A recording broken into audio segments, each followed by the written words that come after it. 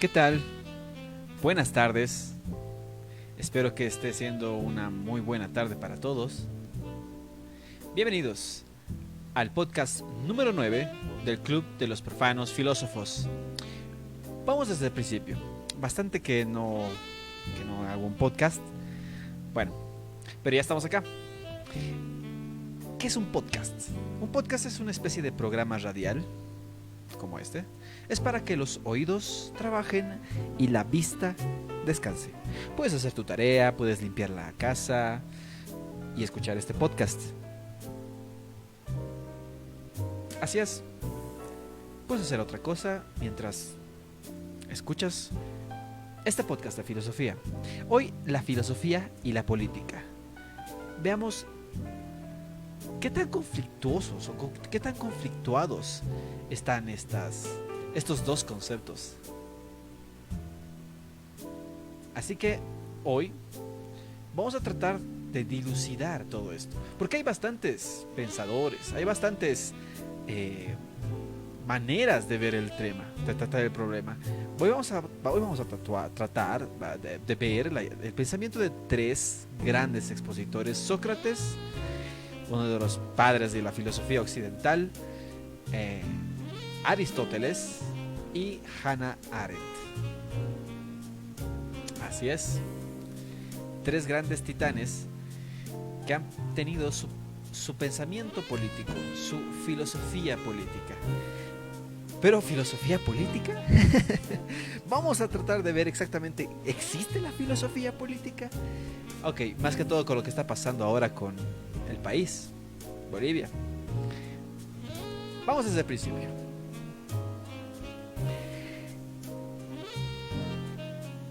¿Dónde inicia todo este problema? Este problema inicia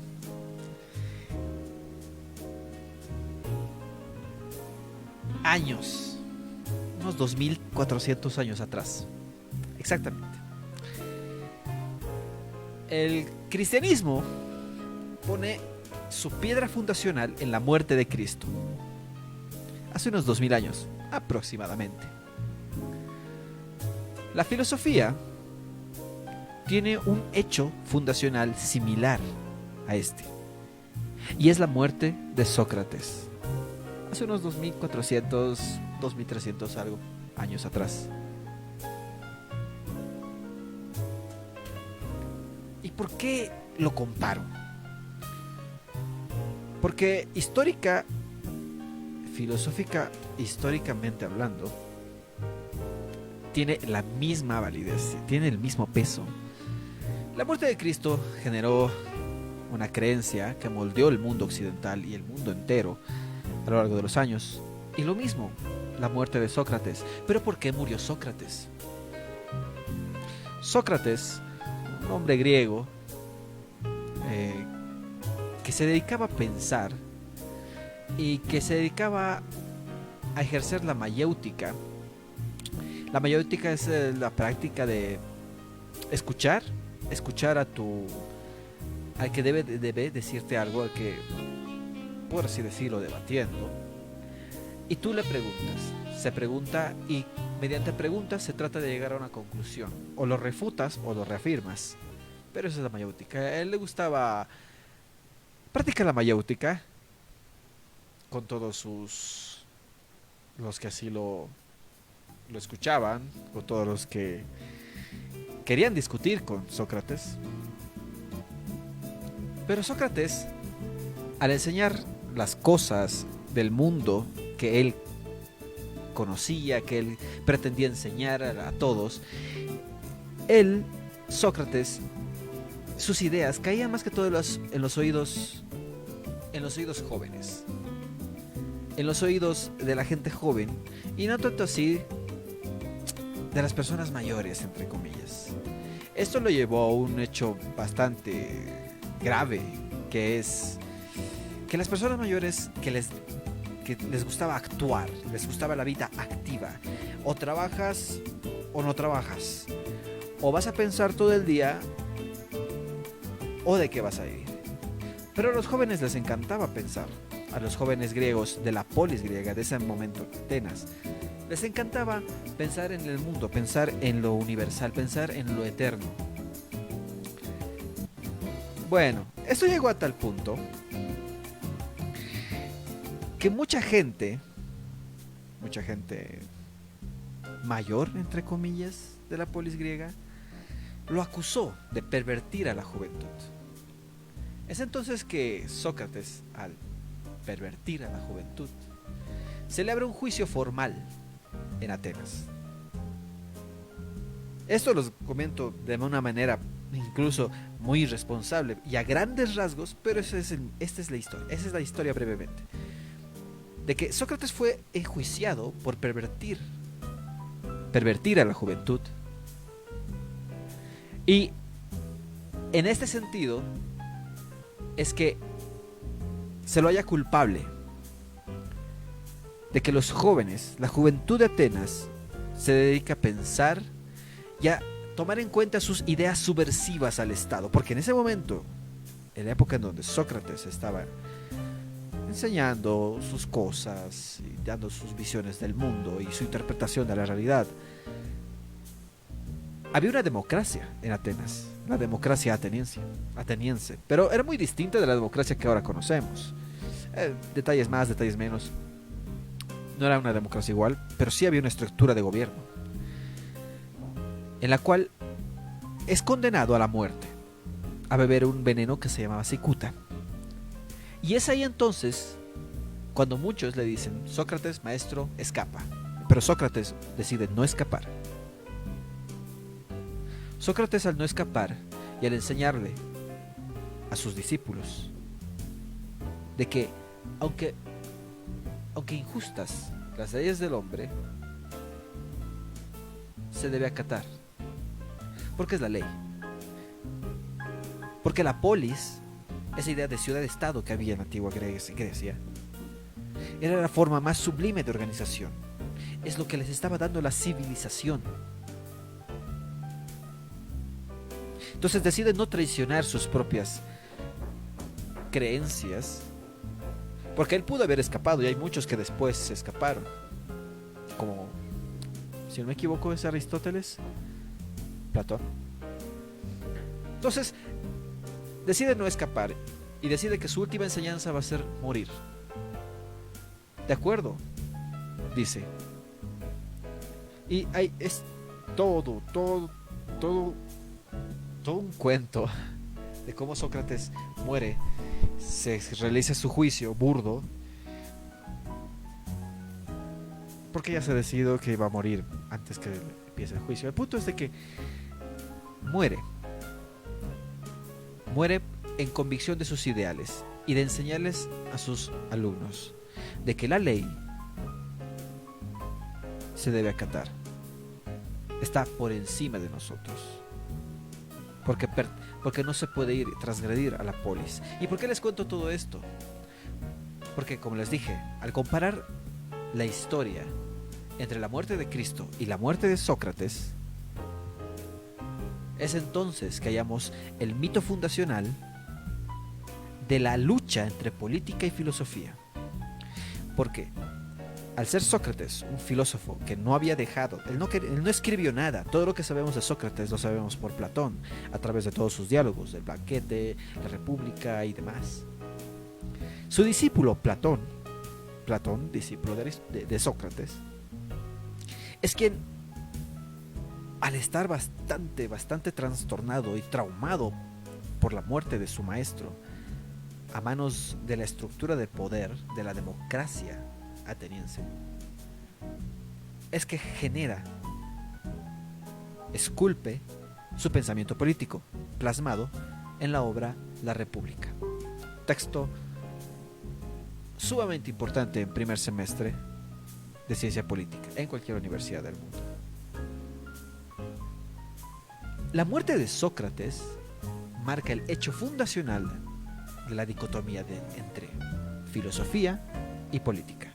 ¿Pero por qué esta diferencia? Porque la filosofía, señores, la filosofía está en el reino del pensar y la política está en el reino del actuar. Hannah Arendt le llama la vida contemplativa y la vida activa. Muchos filósofos le dan similares connotaciones. La vida contemplativa es el pensar y la vida activa es el actuar. En Hannah Arendt, esta pensadora política, muchos le dirían filósofa política, pero esa frase es un oxímoron, es completamente contradictorio. Filosofía política. ¿Qué es un oxímoron? Un oxímoron es una frase, una palabra que alberga en sí misma una contradicción, como sol de medianoche. A medianoche no está el sol, pero el sol de medianoche, esa frase es un oxímoron. Y filosofía política también. Y estoy muy de acuerdo con ella.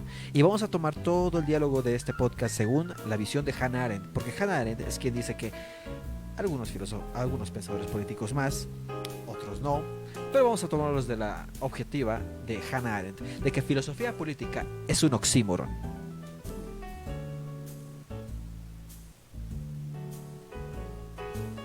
Entonces, desde la muerte de Sócrates, existe esta dicotomía: pensar, actuar.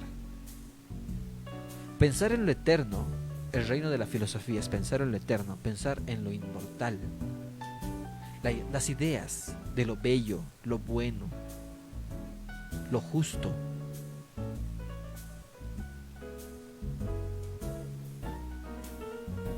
Contra el actuar, el debemos hacer lo otro, debemos hacer esto.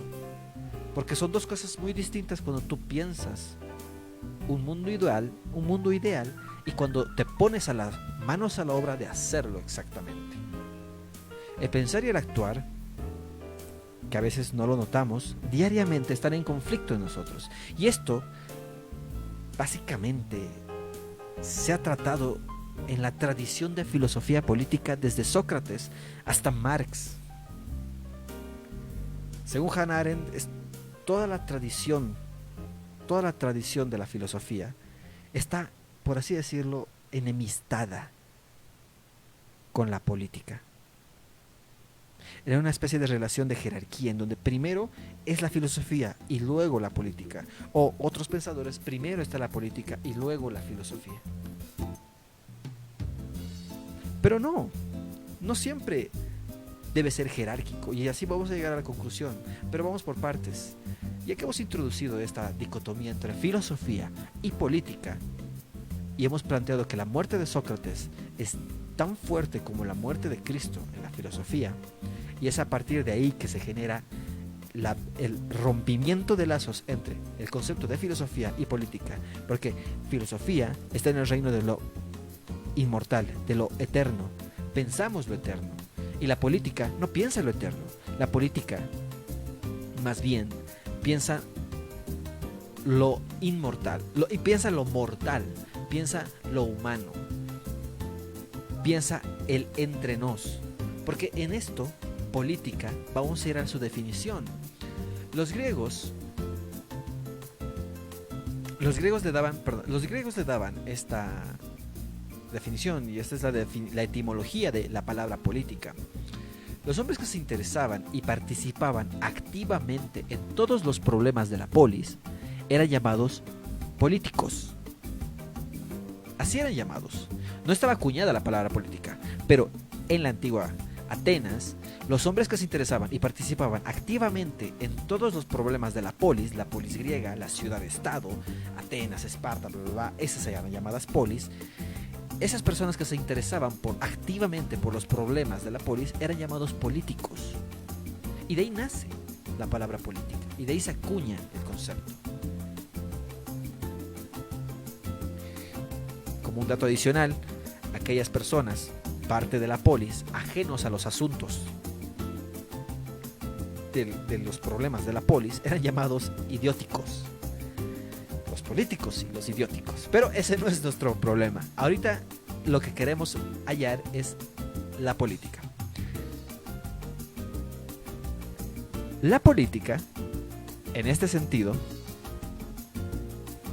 trata lo mortal, lo que es para el hombre, porque el hombre solo crea cosas perecederas. Lo mortal crea cosas mortales. Lo mortal no puede crear cosas inmortales. Puede pensar en lo eterno y en lo inmortal, pero no crear cosas mortales, inmortales. En ese sentido,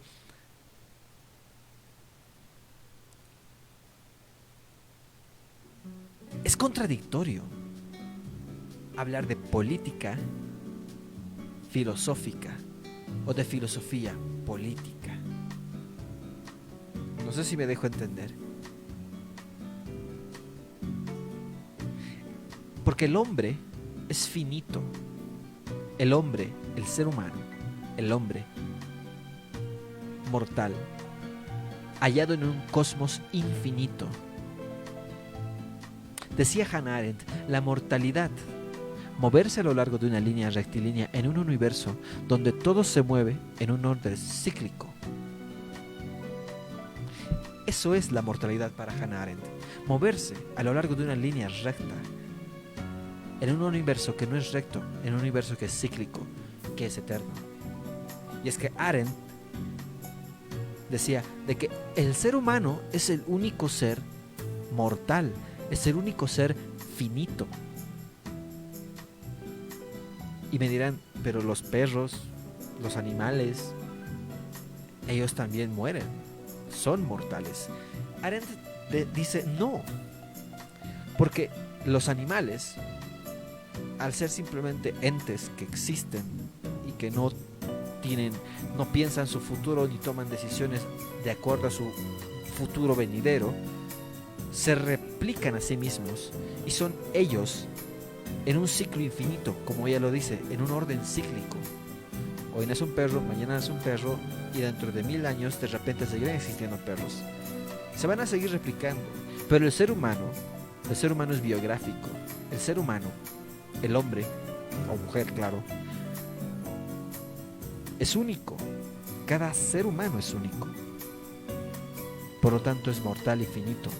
Porque no van a ser en 10 años o mañana otro hombre que vivió sus 70 años en la tierra, sus 30 años en la tierra, sus 15 años en la tierra. Por eso el hombre es el único ser mortal. Y un ser mortal crea cosas mortales. Y al vivir entre nos, generar sociedad, es que la política es la herramienta que nos permite vivir en sociedad. La política, por eso, no es una herramienta filosófica per se que piensa en lo eterno. La política es algo mortal, perecedero, para nosotros, una herramienta mortal para mortales, por así decirlo. Según Platón, en La República, la obra magna de Platón más conocida, trata de la cuestión de la justicia y por lo tanto de las preguntas: ¿qué es un Estado justo? ¿Y quién es un individuo justo? El Estado ideal, según Platón, se compone de 3 clases. La estructura económica del Estado reposa en la clase de los comerciantes, la seguridad de los militares y el liderazgo político es asumido por los reyes filósofos. El rey filósofo, en sus escritos tempranos, le dicen los diálogos de juventud de Platón, el rey filósofo debía guiar el Estado, debía guiar la polis, tomar las riendas de la política. Este es parte del trauma de Platón a partir de la muerte de Sócrates, de donde el rey filósofo, el filósofo, era quien debía ordenar la polis, quien debía ordenar el Estado. Cosa que puede ser genial, como hoy por hoy podemos decir, hey, es genial que alguien bien letrado, inteligente, nos gobierna a todos, como un rey filósofo. Y sí, de cierta manera estuve de acuerdo. Pero en los diálogos de vejez de Platón,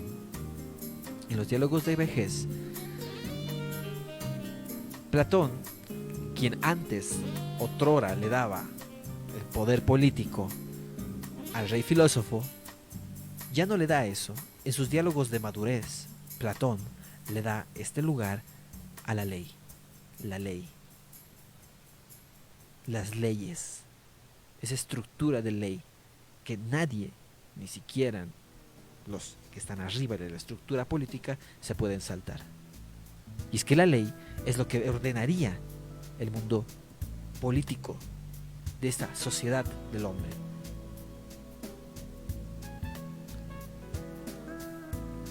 Aristóteles, para hacer un paréntesis acá, nos da un vistazo un poco más originario.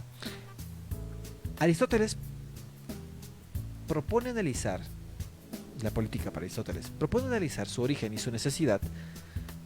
En todos los hombres buscan asociarse para permanecer vivos. Es lógico. La primera asociación natural es la familia, que es buscada para la procreación, algo natural del hombre. Después, las familias se asocian entre sí para asegurar su subsistencia, y esto forma un clan. Estos clanes de familias forman una ciudad, la polis. Cuando entre los clanes se ponen leyes comunes para la convivencia, eso es política. El hombre es un ser social por naturaleza, ya que no puede vivir aislado y sin contacto social. El hombre es un ser social, y algunos calificaban al hombre como un animal político. Y es que sí. Otros lo calificaban como el hombre es un animal social, el hombre es un animal racional, el hombre es un animal pensante, un animal racional, el hombre es un animal político. Unos creen que solo es una de esas cosas. Yo creo que es todo eso.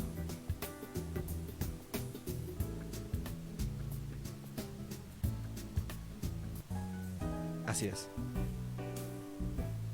El hombre como animal político, y según Hannah Arendt, la política es ese vivir entre nos.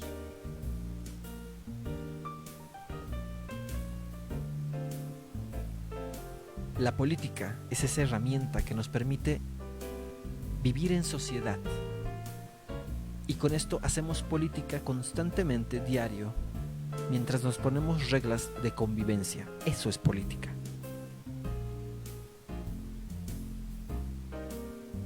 Y la filosofía trata de lo eterno.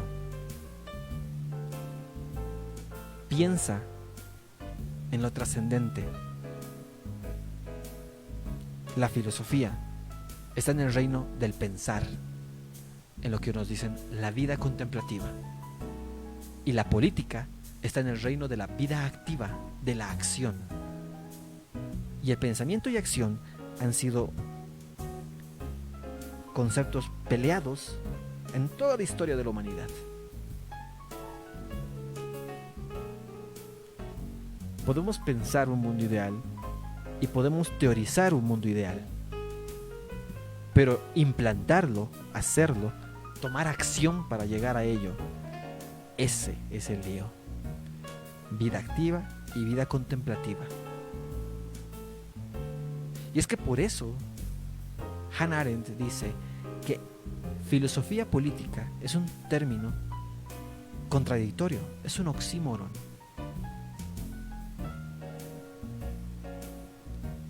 Para dejar a Platón en paz y para que se entienda este concepto del oxímoron de filosofía política, en el banquete, en este diálogo de Platón, la idea máxima es la belleza, y en la república la idea máxima es el bien. La belleza no es un valor, no tiene valor práctico. No podemos ordenar a las personas mediante la belleza. Hey, tú sí eres más bonito, te mereces la presidencia. Tú, mujer, eres más fea. No vas a ir a la presidencia. No ordenamos. No nos ponemos reglas en sociedad a partir de la belleza. A pesar que en nuestra época actual, irónicamente, a diferencia que en las épocas anteriores, atenienses, de la Grecia antigua, no lo hacían. Aquí sí. Para aquí sí. A veces sí, la belleza es una regla en sociedad, pero no. La belleza no tiene un valor práctico. El bien es la idea máxima en la República de Platón, en el diálogo de la República. Y es que el banquete y la República son diálogos que tienen propósitos distintos. En la República es un diálogo político, y por eso la idea máxima de esta es el bien, porque el bien sí tiene un valor práctico. Porque mediante el bien, la idea del bien, podemos ordenarnos en sociedad. Es bueno que tú, que vives en este sector de la ciudad, te quedes en este lado, ya que estas son tus virtudes. Y yo me quedé acá, en el otro lado, porque estas son mis virtudes. Mediante el bien, que tiene valor práctico, sí podemos estructurar, ordenar en sociedad a nosotros mismos.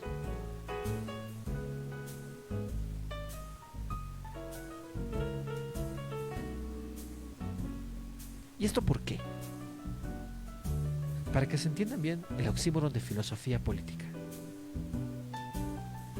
La belleza entra en el reino de la filosofía, porque la belleza es una idea eterna, es una idea inmortal. El concepto de belleza es algo bastante abstracto, por así decirlo. Por eso se piensa en la belleza, desde todas sus facetas, no solamente estéticas.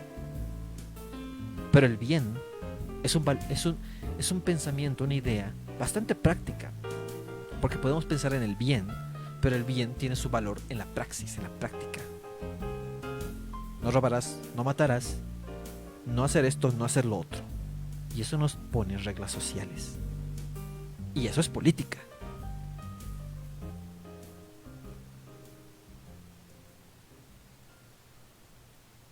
Entonces, filosofía y política pueden vivir en paz, según Hannah Arendt, pero reconocidas como experiencias distintas, pero igualmente válidas en la plenitud humana.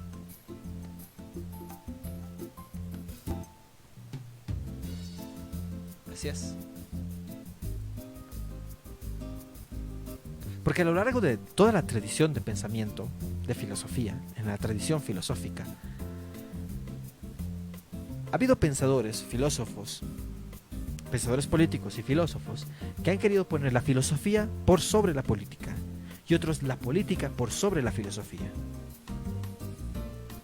Como en la historia fundacional de la filosofía con la muerte de Sócrates, en donde se bifurca filosofía y política, de que uno debe gobernar al otro, teniendo una jerarquía. Hannah Arendt dice que no es necesario que haya una jerarquía, sino que ambas pueden coexistir, igualmente válidas, al mismo nivel, parte de la plenitud humana.